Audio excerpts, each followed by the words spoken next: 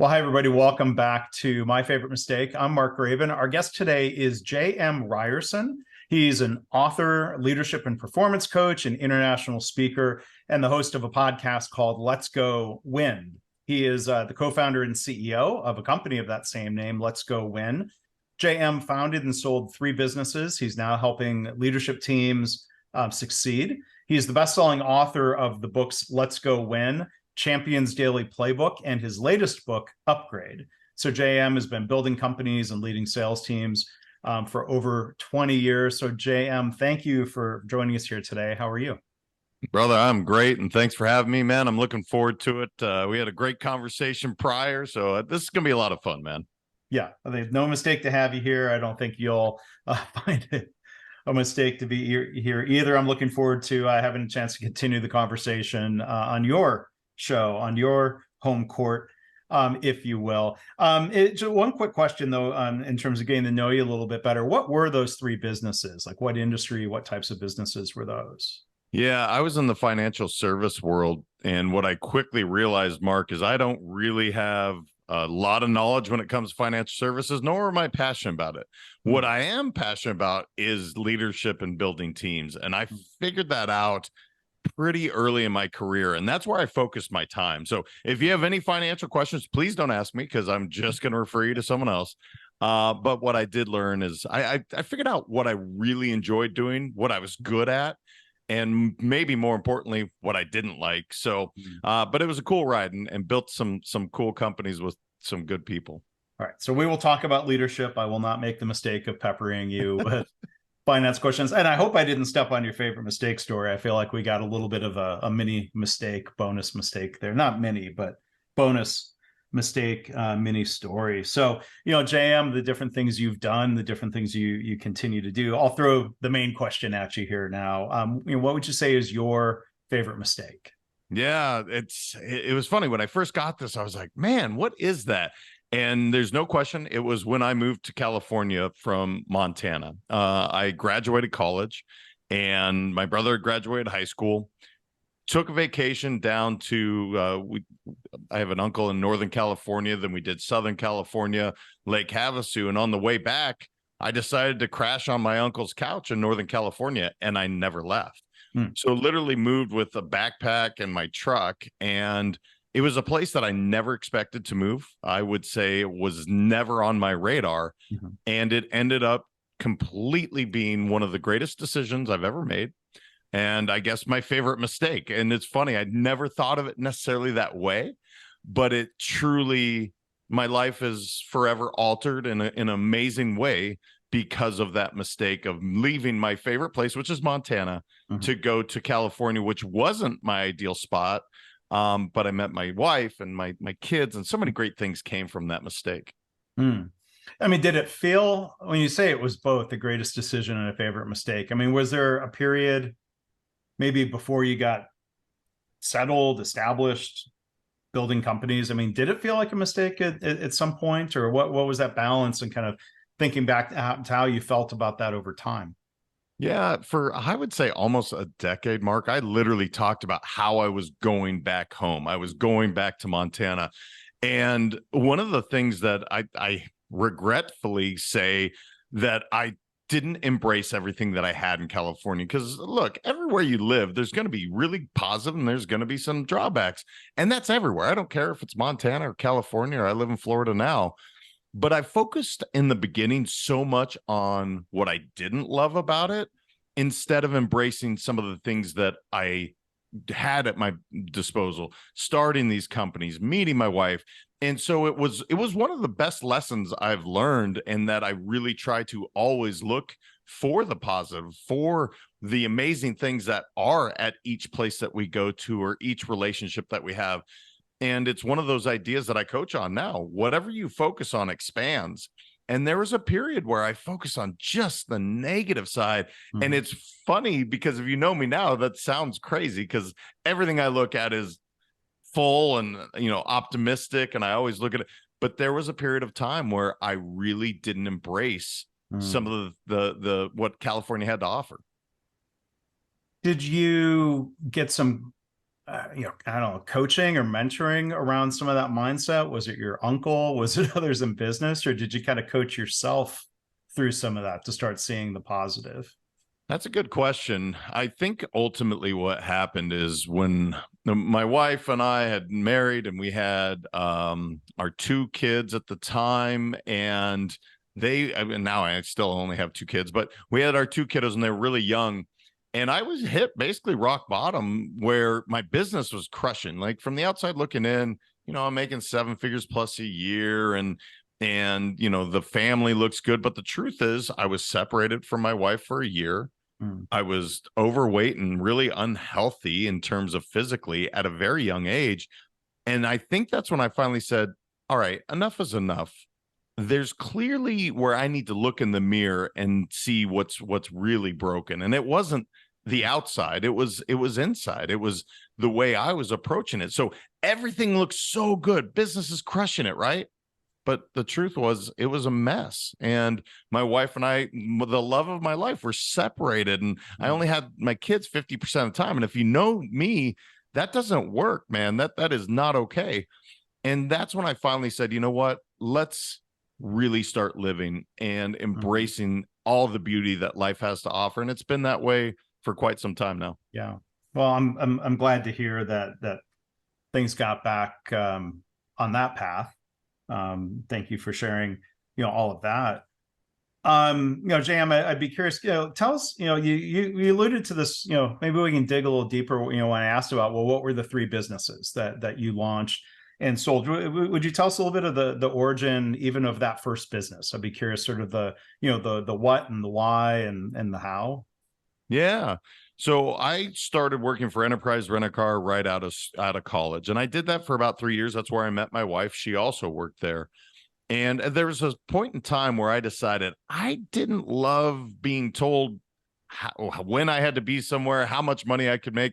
That didn't work for me. So I knew it was time for me to move on. When I met my soon-to-be business partner, when he hired me, he basically said 2 things. He's like, look, you don't have to work on Fridays. You can go golf, and there's no limit to how much money you can make. Well, I couldn't sign up quick enough. I mean, this sounds amazing. And so I went into financial services right out of the gate with life insurance, some annuities, and I was actually very solid at sales. And I jokingly say I don't know anything about financial services, but I know just enough to be dangerous. Sure. And what I realized is his name is Rich. He was a business partner for 17 years, 3 companies that we did together. And I looked at him, I said, brother, why aren't you doing this all across the nation? He said, well, I don't know. Why do I need to? I was like, because you can. And so we went from being that one office in Northern California. I said, let me go show you. And I went and opened up the first remote location in Portland, Oregon. And from there, he's like, oh, cool, we could do this. And so we just started building offices around the country. And so, yeah, man, I figured out early on that this is just distribution. This is a great product. It's a great process. You can do it anywhere. And so that really launched my entrepreneurial career, where it's like, not only am I was good at sales, but that wasn't what I want to do. I love building teams. I'm passionate about it. And I found out that I'm pretty decent at it. So yeah. And we did that with one company. Then we merged with another to create a nationwide. And then for a third time, we created another one. So it was just a fun ride, man. And we helped a lot of people, for 20 years in that world. We helped a lot of people, improve their lifestyle. Yeah. All right. So it's a mistake for any of us to believe JM when he says he doesn't know anything about the financial piece. It sounds like you just don't want to ask, or you don't want to answer a lot of questions about it. So, right. I'm just not the best resource. There's so many smart people that are much brighter in that regard. Yeah. So how long did it take then through those other businesses to really kind of, zero in then on that passion as you described it for building teams? You had these different companies, and imagine there were similarities, but different things that you learned through each of those, would you say?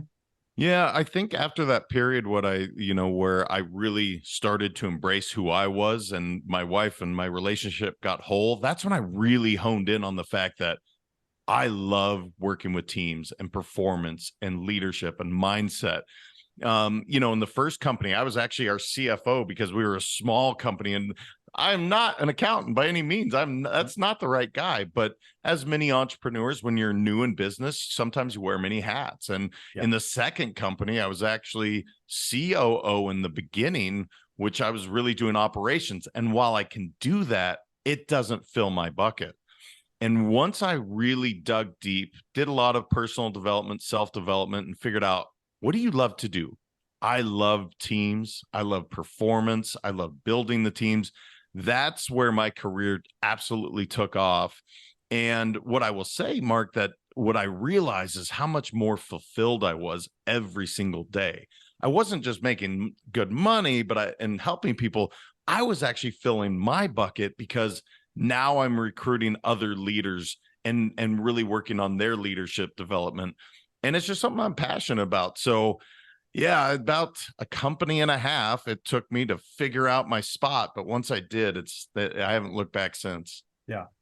So the fourth company, Let's Go Win. I'd love to hear some of the origin story of deciding to go that direction and how that came to be. Yeah, it somewhat haphazardly happened. And I say that because the first book, Let's Go Win, I actually wrote for my two boys. Yep. And I wanted them to not skin their knees as many times as I did growing up. As in most parents, you want what's best for them. And I was writing this book, and the gal I was working with looked at me and she goes, "Man, you are selfish." And I said, "Whoa, I'm sorry." She said, "If you only share this book with two human beings, you're selfish." Cool. Yeah. Published the book, and it just started me on this path of what Let's Go Win is, which the entire purpose is to inspire people to live their best lives. And that's been a couple of books now that I've done, and then the podcast, which I can't wait to have you on. I'm passionate about podcasts. I think it's an amazing forum. And then of course the speaking and working with the various companies around the country that I work with. And it's just, it keeps evolving. It keeps changing. And the one thing I committed to with this company, and this sounds funny, most people are like, I don't get it. I won't do anything I don't absolutely love doing. And what I mean by that is, do I have to do emails that I don't love? Yeah, of course, everyone has to. Right. But if I'm building something and it's not working, or I don't enjoy it, I don't see the value, I'm going to stop. Because I've noticed I'm really clear on the fact that I'm not on this earth very long, and I want to inspire others to live their best life. That's what fills my bucket, way more than any zeros added to my bank account. Yeah. When I get to work with somebody, they're like, "You transform my life. You changed my life." There's nothing greater in this world. And so Let's Go Win is just continue to evolve that way, where whether it's doing speaking gigs or doing the podcast, the whole idea is I'm going to give everything I have, and we're going to transform some lives in the process. People are going to get better every day, which is the mantra of Let's Go Win. Yeah.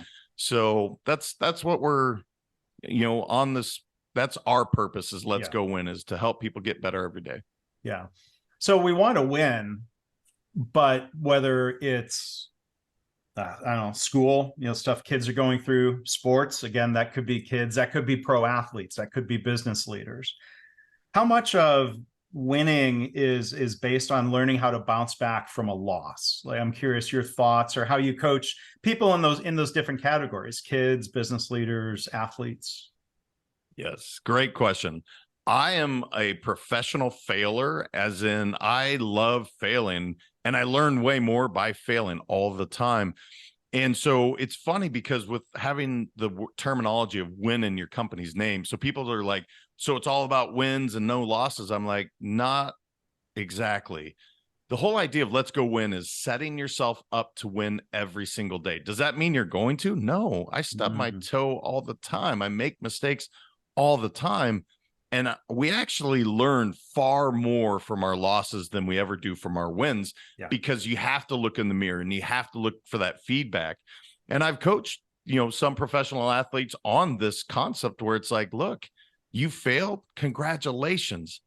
You're literally growing, because we don't grow when we're comfortable. We grow when we're uncomfortable. And when you lose, That's not a great feeling. That's pretty uncomfortable. So typically we're in that growing period. So it is one of those things where I do have to explain that, look, that doesn't mean we're going to win every single day. Nobody does. I don't know anybody with an undefeated record, but I know a lot of people that continue to get up. And that's probably the one thing when people ask, what makes you successful? I'm like, I don't know how to quit. I literally don't. I don't know how to quit, man. I just keep going. So what do you think is a key to help somebody else bounce back better, to be more resilient after a mistake, a loss, a setback, a failure, however you might label it?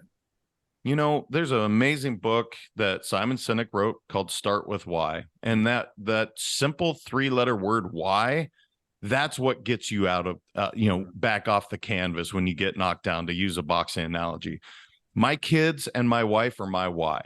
So every single day, if I'm not performing at the top of my level, if I'm not giving 100%, I'm not letting myself down. I'm letting my kids and my wife down. Now, as a parent, as someone that loves those kids with all of my heart, that's not going to happen very long, where I'm going to continue to not give 100%. So my why is very clear, and there's nothing that can knock me down so much so that I would ever give up on my wife and kids. It's just nothing exists. So always tying it back to, what is your why?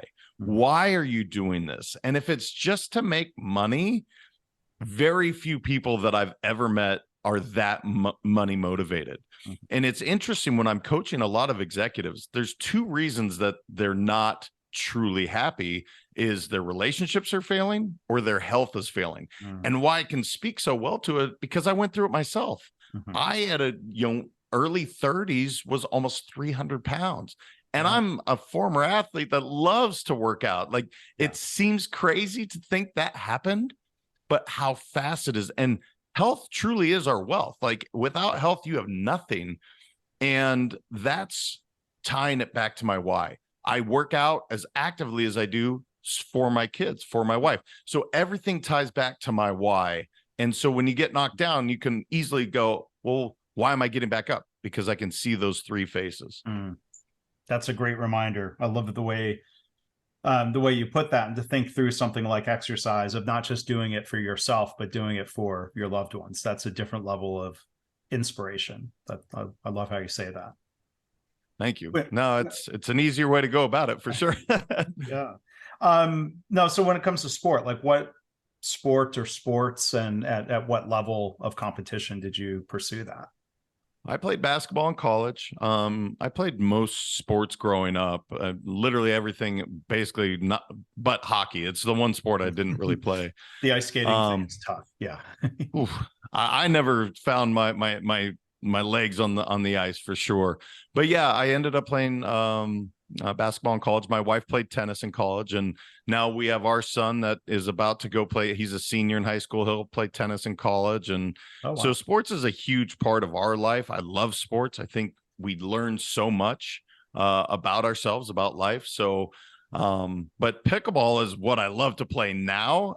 But as I told you, I'm having my shoulder actually replaced. So my pickleball game's not great right now. I'm not playing a whole lot, but just being active. I love being active and being competitive. It's just fun. Yeah. So you mentioned basketball, and, this idea of, athletes bouncing back. Nobody wins every game. No one hits every shot. When the heavily favored Milwaukee Bucks were bounced from the playoffs this year, a lot of people would say they underperformed compared to the regular season record. It was an upset that they lost. And Giannis Antetokounmpo, and I'm surprised I didn't make a mistake. I think I got through the name there. I won't try again. We'll just say Giannis. One of the best basketball players in the world. And, he was asked by a reporter, do you consider this to be a failure? And you probably know the quote, and I'd love to hear your reaction or thoughts to it. Giannis said, "It's not a failure, it's steps to success." So I did a video on that. And by the way, great job saying his name. I was never going for that. But yes, Giannis. I immediately did a video on that because I thought it was amazing. How vulnerable he was willing to be and just say, look, we didn't get it done. He didn't make excuses. Right. We just didn't get it done, but that doesn't mean it was a failure. It was a learning block. It was something. And that's truly having a growth mindset. You know that Giannis is going to succeed, not only in his basketball career, because he's a freak athlete, but also in life because of that mentality. And most people forget when he was trying to win that championship, he was having a real mindset issue. He couldn't hit free throws. And if you watch, he continued to put in the work. He didn't cry about it. He didn't make mistakes about it, or excuses about it. Right. He literally said, look, I need to get better. And I just thought it was, I love that you brought this up, because I shared this immediately with all my social media. Like, this is truly a man that knows who he is, knows that he is going to win another championship or 10, who knows how many. He's ridiculously not only talented, but he works so hard. And I thought it was a really, really cool moment from the sports world for people to say, look, this is the top of the top, and he's showing you, yeah, we failed, no excuses, but we learned from it. Yeah. And I mean, there's no sugarcoating the fact that they lost a game, they lost a series, their season was over. But then that word failure, like, that becomes a fairly subjective evaluation. And what happened. And one of my takeaways from it was just, admiring that focus on moving forward. And I had a friend of mine on the podcast a while back now, was retired NFL football player. And he used that exact same phrase when we were talking, like, what, you make a mistake as an athlete, millions of people see it. What do you do? And, he used that phrase, stepping stones to success. It's a powerful idea of not beating yourself up, not dwelling on the setback, but focusing on the learning. So let me turn that back to you, though, as a question. Let's say for a business leader, thoughts on coaching somebody. Maybe easier said than done, of like, at what point do you put the setback in the past to be able to focus on moving forward? Yeah. So you have to stay in the present moment. Whatever happened in the past, unless you know of a time machine, you can't go back and change it. So any amount of time you dwell on what happened, it's just wasted energy. Yeah. And so I have a saying, I've taken what Lao Tzu said, and I just simplified it. Past is pain, future is anxiety, present is everything. Now, does that mean everything in the past is painful? No. Giannis has won a championship. Those are great memories. Right. But if you're constantly sitting in the past, if he's kept looking back, what is he telling himself about his present moment? He's saying that it's not as good now as it was back then. That's pain. And if we constantly are just looking forward, that creates anxiety, and people start really feeling anxious. So the more that you can stay in the present moment, learn from whatever mistake or failure that you had, build on it, but get focused in the present moment. It is truly, in my opinion, one of the most important equations to success is being able to truly stay present. That's for relationships, that's for business, that's for anything you're trying to accomplish. If you can stay present, you get to create an amazing reality into your future. But constantly dwelling on mistakes, no, you don't need to do that. What did you do? How can we get better and move forward? And it truly is one of those things when you meet people that have seen a modicum of success, it's because they're able to stay present. Not that they live in the past, not that they live in the future, but right in this moment, they truly give everything to the present moment. Wow. So our guest again today, JM Ryerson, we're going to talk about the present book, I guess, or your most recent book, least in the past, Upgrade.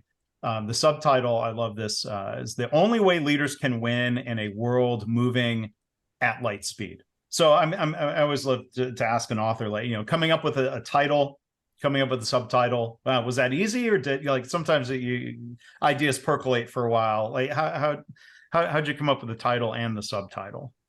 So the title was easy for me because people don't love change, but people love to upgrade. And the example I give is like, you go to the airport, they're, hey, Mr. Ryerson, we're going to put you in first class. It's a change, but I'm fired up, brother. I'm like, yes, I just got upgraded. Right. So I knew that one. The subtitle, I have to give all credit to Steve Carless is his name. He's from my media firm. He was like, I love the title, but we got to really give what the purpose of the book is.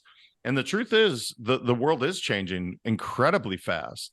And if we're not willing to upgrade, if we're not willing to really, evolve, we're going to get left behind. And I think he just said it so beautifully. And I was writing voraciously, and I'm like, yes, we nailed it. Upgrade. And that whole idea of, it doesn't mean that there's anything wrong or broken with you if you're looking to upgrade. Yeah. But we can always upgrade. We can always get better. And so that was the whole idea of the book. No, there might be something wrong with that economy class seat. It could be a middle seat. It could be well, I'm 6'5", brother. The economy doesn't work very well for me. So first class or the exit row at a minimum is pretty important. Right. Right. But I joke about, what's wrong with those other seats. But I do love your point, though, back to the more important thing about recognizing that we can upgrade or we can improve doesn't mean we have to say, well, what's wrong with me? We focus on better. And I think that's a really helpful mindset. And, I love the way you put it about, people like to upgrade. There's a phrase I've heard a lot in different businesses. I'm sure you and the listeners have too. Like leaders like to say, people are resistant to change, or they'll blame my people are resistant to change. Using a slightly different word, I've never heard anyone say, to your point, people here, they're resistant to improvement.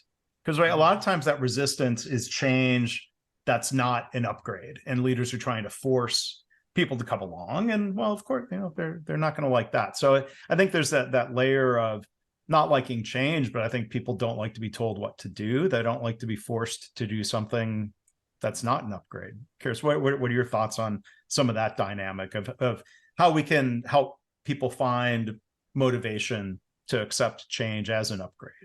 Yeah, those leaders that say that, I know what they're saying, but they haven't got buy-in. That's the challenge. Right. If you ask somebody to upgrade or change, let's just use that word, but you don't tell them how it's going to benefit what they're doing, of course they're going to resist. And here's why. The unknown is what people don't like. I'm comfortable here. I know my job. We're performing at a decent level. Why would we shift away? The unknown is scary. Yeah. So as leaders, if you can say, look, here's the upgrade or here's the change that we're doing, but more importantly, back to that why, here's why we're doing it. Here's how it can benefit you. When people see the benefit for themselves, they absolutely will buy in. But if you just say, hey, this is what we're doing and get on board, nobody likes to be told what to do that way, especially if they don't see the value. And now let's say you're increasing how many responsibilities they have at their job. But if you say, here's what we're doing and why, okay, cool, I can get on board with that. Yeah. That's where leaders need to make sure, take that extra time to get the buy-in, show them why we're doing it, and people will follow through.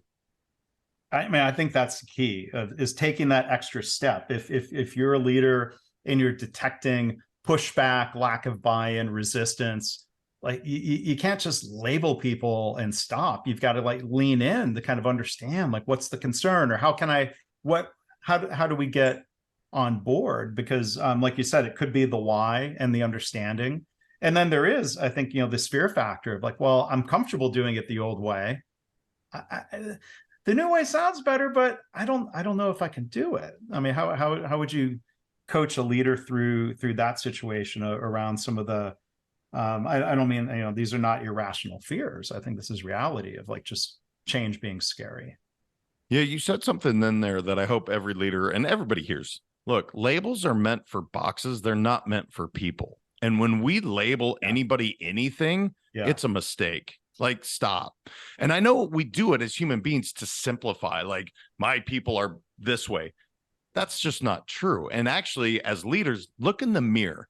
If your team hasn't really bought into something that you've done, there should be no blame being pointed any other place but in the mirror, looking at yourself to say, how could I have rolled this out better? How could I have done a better job of explaining what we're doing?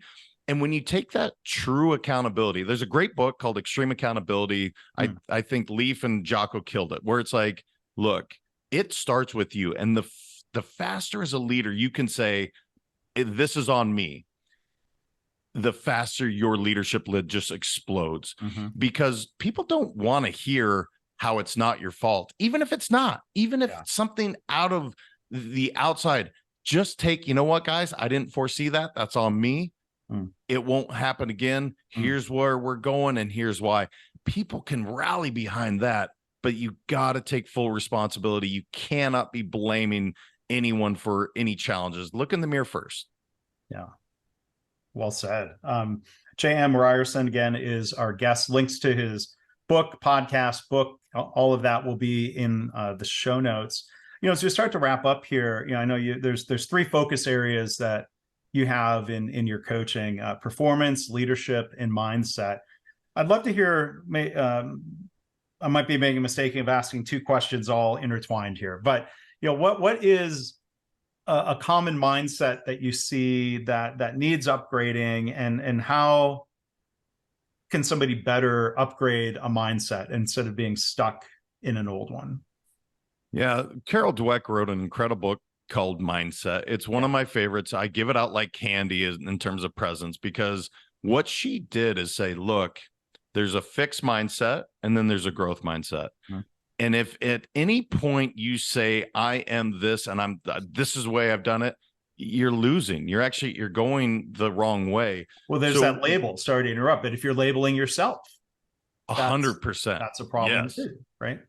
Yeah. And it's just ever putting limiting beliefs on yourself or someone else. It's like, the beauty of having a growth mindset is to say, look, even if I've never done this before, this is an opportunity. I get to learn. I get to do something brand new.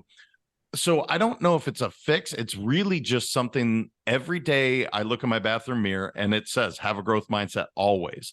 Now, do I always? No, there's times when I fail and I have to say, you're having a fixed mindset right now, JM. Let's get better. Right. You can be better than saying that.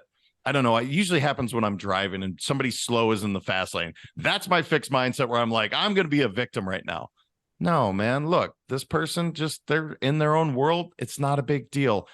Have a growth mindset about everything. And when you do that, when you truly apply that, there's no problems that we can't find a solution for. And it's probably the biggest thing, Mark, that I try to strive for, is just having that growth mindset in every facet of my life. And it's not easy, right? Because genetically, we want to say I'm this way because mom or dad was this way, or, we say these things. And again, those are those labels. But the truth is, you get to determine everything you are truly responsible for your destiny. And having that growth mindset is going to bring you a really positive one. But if you have a fixed mindset, man, it's just a tough road. Yeah. And we've got to have a growth mindset about our growth mindset. I mean, I think it's key too. Right. So JM, this has been fun. Give everyone, the pitch for the podcast. People listening to this podcast, I hope they will listen to yours in addition to this one, not instead of. But tell us, why should they go find the Let's Go Win podcast? Well, hey, Mark's going to be on. He's going to be awesome. So go check that out. You know what it is, brother? The first chapter of my book, Let's Go Win, is being vulnerable. And there's no subject that is taboo on my show. And we get vulnerable. We talk about the good, the bad, and the ugly. And there's nothing off, that we can't talk about. And so the whole idea is to inspire people to live their best lives. So that's why I love that forum. I have been so blessed by podcasts, both meeting people like yourself and others that inspire me. And that's really what Let's Go Win podcast is all about, is just inspiring people to get better every day, be happy, healthy, wealthy.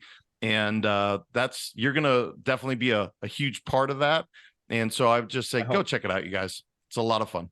Yeah, go check it out. Go put it in your ears. I've listened a little bit. I'm going to listen more because I want to thank you, JM, for being here. Like, it's like a boost of energy, talking with you. It's mid-afternoon. If I had any sort of mid-afternoon post-lunch, should I have a cup of coffee sluggishness, you got me out of that. So thank you for sharing your story, your thoughts, your insights, even some of the mistakes, and more importantly, how we bounce back. So JM Ryerson, the book, the most recent book, again, Upgrade: The Only Way Leaders Can Win in a World Moving at Light Speed. Thank you so much. This has been fun. Thank you, brother. Appreciate you. Yeah, thanks.